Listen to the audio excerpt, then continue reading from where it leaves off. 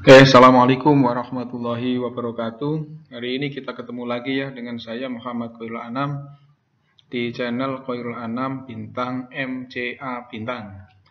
Hari ini saya akan membahas mengenai pemeriksaan power supply.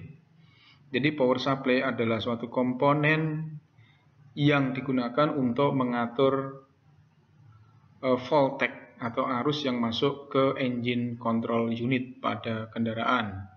Jadi hari ini masih membicarakan masalah electrical engine ya. Kita masih membicarakan electrical engine. Jadi kalau kita melakukan sebuah pemeriksaan pada engine yang mengalami trouble atau permasalahan, ada langkah-langkah yang perlu dilakukan. Ini yang saya jelaskan yang sesuai dengan SOP. Tapi bisa juga kalau kita sudah mahir nggak melalui SOP juga bisa ya. Tapi ini kita akan bicara sesuai dengan SOP. Kenapa kita harus menggunakan SOP ini? Karena banyak hal kalau kita melakukan SOP maka kerusakan-kerusakan itu akan mudah ditemukan karena ini urut ya, ada urut-urutannya. Yang pertama, coba dilihat di gambar. Nah, ini di gambar. Jadi nanti yang akan kita bahas yang pertama adalah masalah baterai, yang kedua adalah fuse epi, yang ketiga fuse engine, yang keempat adalah main relay. Nah, ini ada main relay epi ya. Jadi itu urut-urutannya. Jadi yang pertama yang kita periksa adalah baterainya, yang kedua itu fuse epi, yang ketiga fuse engine, yang keempat main relay. Nah, kalau keempat komponen ini sudah oke, ada lanjutan lagi yang perlu kita periksa, yaitu di E8. Jadi power supply yang ada di ECU ya. Nah, ini yang ada di ECU. Jadi ini E8. Ini E8 itu nama kode konektor yang ada di ECU. Nah, ini semuanya saya ambilkan dari buku electrical yang dibuat oleh Astra International ya. Jadi PT Astra International. Ya, mungkin itu saja yang perlu diketahui. Nanti akan saya lanjutkan di slide berikutnya yang lebih mendalam lagi. Nah, sekarang adalah pemeriksaan sekring epi 15 ampere. Pemeriksaan ini dilakukan menggunakan ohmmeter. Jadi alat nanti yang digunakan adalah multitester dan pengukurannya itu menggunakan ohmmeter. Jadi nanti yang kita gunakan adalah ohmmeter. Ini lihat boxnya. Ini ada gambar box. Ya, ini gambar boxnya dan ini yang warna biru itu adalah tempat fuse epi-nya. Ya, ini fuse epi 15 ampere. Jadi kalau dilihat tempatnya di sini dan kelihatan ada 15 ampere. Kalau dia enggak 15 ampere berarti tidak sesuai, bisa diganti. Nah, caranya seperti apa? Yang pertama, lepaskan sekring epi 15 ampere dari RB yang terdapat di ruang mesin. Jadi boxnya ini adanya di ruang mesin. Yang kedua, periksa tahanan fuse epi, nilai tahanan di bawah 1 ohm. Ya. Jadi setelah dilepas, kita ukur dengan multitester di ohmmeter, itu tahanannya 1 ohm. Kalau lebih dari 1 ohm, itu harus diganti. Oke, jika sekring itu oke, pasang kembali. Dan setelah dipasang, periksa tegangan pada posisi kaki fuse epi Dan pastikan tegangan akan terus-menerus ada walaupun kunci kontak off. Jadi di sini di fuse EPI itu, ya di kakinya itu, kalau kita periksa tegangannya itu ada terus-menerus walaupun kunci kontaknya off ya. On maupun off dia tetap ada. Jadi kalau keadaan off dia tidak ada, berarti ada permasalahan. Nah sekarang kita anggap jalur yang lain udah oke. Nah sekarang pastikan bahwa fuse ini ada tegangan saat off maupun on kunci kontak. Oke itu. Oke kita lanjutkan lagi di slide berikutnya. Oke sekarang kita menginjak untuk pemeriksaan Sekring engine yang 10 ampere. Kalau yang tadi pemeriksaan sekring pada EV sudah oke, kita lanjutkan lagi di pemeriksaan sekring engine yang 10 ampere. Ini ada boxnya ya, simbolnya box JB2. Ini terdapat di ruang kemudi ya, di atas pedal gas. Kalau nyari di mana nih boxnya? Boxnya ada di bawah kemudi, ya di bawah kemudi di atas pedal gas. Ini tempatnya, ini yang warna merah ditunjukkan, ini fuse engine, dia 10 ampere. Langkah-langkah pemeriksaannya sama seperti tadi fuse EPI, yaitu lepas fuse engine 10 ampere yang terdapat di ruang kemudi di atas pedal gas. Yang kedua, periksa tahanan fuse, tahanan di bawah 1 ohm. Ingat-ingat ya, tahanan di bawah 1 ohm. Apabila dia sudah ada di atas 1 ohm, ganti. Okay. Atau kalau dia udah rusak atau putus, ganti. Nah, sekarang kalau sudah oke, kita pasang lagi sekringnya. Ya. Jadi, jika sekringnya oke, kita pasang kembali. Yang ketiga, ada pemeriksaan tegangan pada posisi kaki fuse.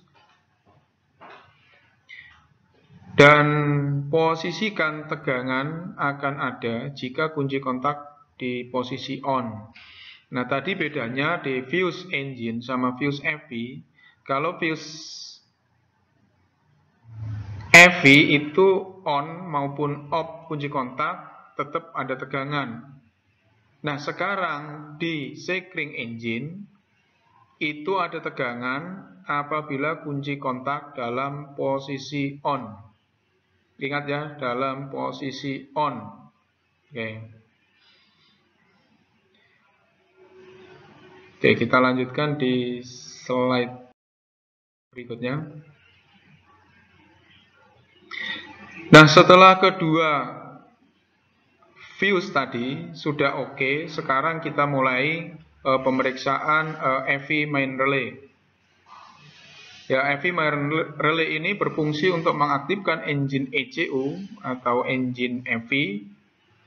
Jadi walaupun tidak ada sekring yang putus, tapi relay ini rusak, maka sistem EV menjadi tidak berfungsi.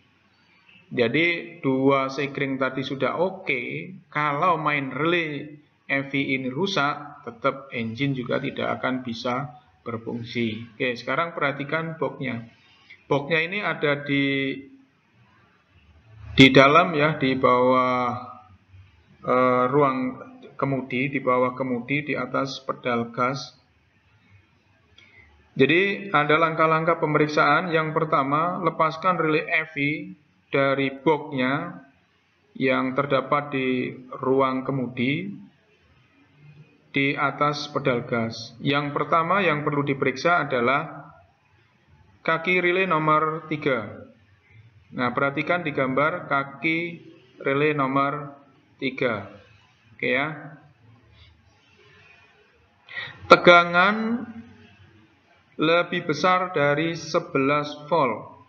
Nah, ini pemeriksaannya adalah pemeriksaan tegangan, bukan pemeriksaan tahanan ya, pemeriksaan tegangan. Jadi tegangan yang ada di nomor 3 itu di atas 11 volt. Dan ada terus walaupun kunci kontak off. Jadi kunci kontak on maupun off di nomor 3 ini tetap ada tegangan. Oke ya.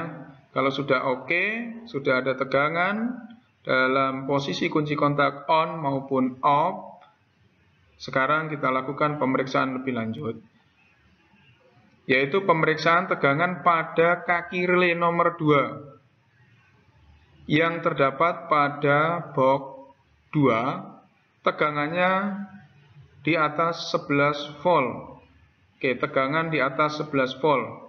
Nah, ini bedanya dengan nomor 3. Kalau nomor 2 ketika kunci kontak on. Jadi kalau nomor 3 pada waktu kunci kontak on dan off, sekarang yang nomor 2 itu pada saat kunci kontak on. Oke ya. Kalau pada waktu kunci kontak on tidak ada tegangan, berarti ada permasalahan pada main relay. Oke ya, sudah jelas. Saya lanjutkan lagi di slide berikutnya. Nah, ini pemeriksaan lebih lanjut lagi pada EV main relay. Jika tegangan pada dudukan EV main relay yang terdapat pada JB atau box 2, oke, pemeriksaan kita lanjutkan ke EV main relay. Oke ya, pemeriksaan relaynya ya, tadi boxnya, sekarang relaynya. Nah, perhatikan gambarnya. Ini perhatikan gambarnya. Nah, ada tahapan-tahapan untuk pemeriksaan. Yang pertama, ukur tahanan pada kaki relay nomor 1 dan nomor 2. Nomor 1 dan nomor 2. Nilai tahanan kurang lebih 170 ohm. Nah, nomor 1 dan nomor 2 ini kalau kita ukur tahanannya lebih dari 170 ohm. Ya, perhatikan 170 ohm. Kalau dia lebih besar lagi ini berarti ada kerusakan, atau lebih kecil berarti ada yang bocor. Selanjutnya ukur nilai tahanan antara kaki relay nomor 3, nah kaki relay nomor 3 dan nomor 5. Nilai tahanannya harus lebih besar dari 10 kilo ohm. Oke ya, 10 kilo ohm. Jadi kaki nomor 3 dan kaki nomor 5 kita ukur tahanannya lebih dari 10 kilo ohm. Oke, kalau sudah nomor 3 dan nomor 5, oke, kita lanjutkan pemeriksaannya. Beri tegangan dengan baterai pada kaki nomor 1 dan 2. Jadi nomor 1 dan 2 kita beri tegangan dengan baterai.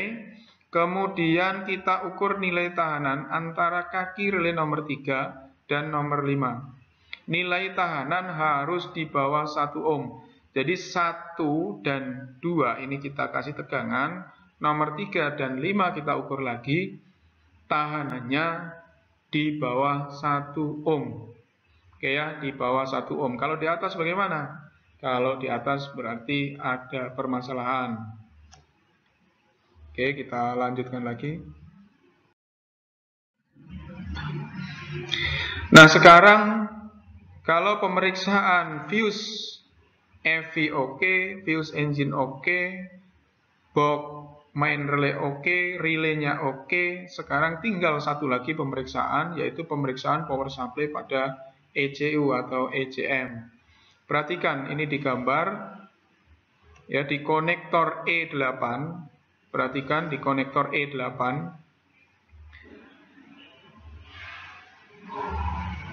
Ini ada cara pemeriksaannya. Yang pertama, lepas konektor E8 pada engine ECU, putar kunci kontak pada posisi on. Oke ya. Lepas konektor E8 pada engine ECU, putar kunci kontak pada posisi on. Oke, kalau sudah, periksa tegangan yang terdapat pada pin nomor 7.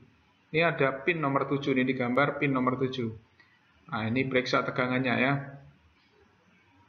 Jadi dicabut, dibuka, di pin nomor 7 kita ukur tegangannya. Pertama, tegangan pada pin nomor 7 harus sama dengan tegangan baterai.